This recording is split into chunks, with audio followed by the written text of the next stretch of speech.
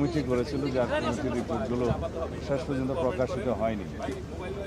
গত অন্তর্বর্তীকালীন সরকারের সময়ে একটা স্বাধীন জাতীয় তদন্ত কমিশন গঠন করা হয় এবং সেই কমিশনের রিপোর্ট আমাদের সামনে এসছে। আমরা সরকারে এসেছি জনগণের ম্যান্ডেট নিয়ে অল্প কিছুদিন হলো। তার আগে ইন্টারিম গভর্নমেন্টের সময় এই রিপোর্ট তারা হাতে পেয়েছে। সেই রিপোর্ট বাস্তবায়নের জন্য তেমন কোনো পদক্ষেপ নেওয়া হয়নি। আমি দুই একদিনে দেখেছি, আমি কয়েকদিন আগে এই রিপোর্টটা পুরো না দেখে কিছু কথা বলেছি যেগুলো আজকে সংশোধন করতে চাই। আমরা নতুন করে কোনো তদন্ত কমিশন করব না, যেহেতু জাতীয় একটা স্বাধীন তদন্ত কমিশন গঠিত হয়েছে এবং তারা দক্ষ উপযুক্ত ব্যক্তিদের দ্বারাই গঠিত হয়েছিল। তাদের রিপোর্টে আমি একটা গ্ল্যান্স যা দেখেছি, যেহেতু আজকে কথা বলতে হবে সেই জন্য, তাতে যে সমস্ত সুপারিশমালা এসছে প্রায় 70টি মনে হলো। আমি আরও ডিটেল দেখি, সেই সুপারিশমালার অনেকগুলো বাস্তবায়নের আর বিচারাধীন যে মামলাগুলো আছে, কিছু আপিল পর্যায়ে আছে, কিছু অ্যাপিলেট ডিভিশনও হয়তো আছে।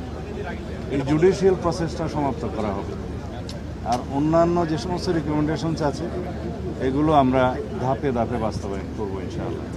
এবং শহীদ পরিবারদের এই জাতিকে আশ্বস্ত করতে চাই যে পিলখানা হত্যাকাণ্ডের যথাযথ বিচার করা হবে এবং ন্যায় বিচার নিশ্চিত করা হবে, যাতে এই জাতীয় কোনো ঘটনা আমাদেরকে জাতীয় জীবনে আর না দেখতে হয় ভবিষ্যতে। সেজন্য যে সমস্ত পদক্ষেপ নেওয়া জরুরি, সমস্ত পদক্ষেপগুলো আমরা নেব ইনশাআল্লাহ। বাংলাদেশের স্বাধীনতা সার্বভৌমত্বের প্রতি হুমকি ছিল একটি ঘটনা এবং বাংলাদেশের সেনাবাহিনীকে আন্ডারমাইন করা বা দুর্বল করা এটা একটা লক্ষ্য ছিল। সেটা তাদেরই থাকতে পারে যারা বাংলাদেশের স্বাধীনতা সার্বভৌমত্বে বিশ্বাস করে না অথবা একটা দুর্বল রাষ্ট্র হিসেবে এই দেশকে দেখতে চায়। ধন্যবাদ।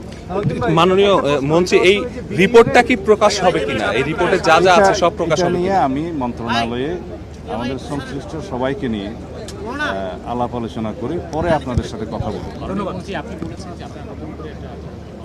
এটা একটু আগে কি বললাম, বলছেন এটাই হবে। কথা বলেছিলাম, আজকে এটা সংশোধন করলাম একটু আগে।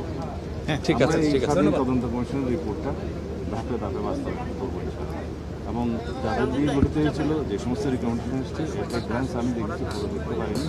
This are good. ঠিক আছে, থ্যাংক ইউ ভাই। এই যমুনা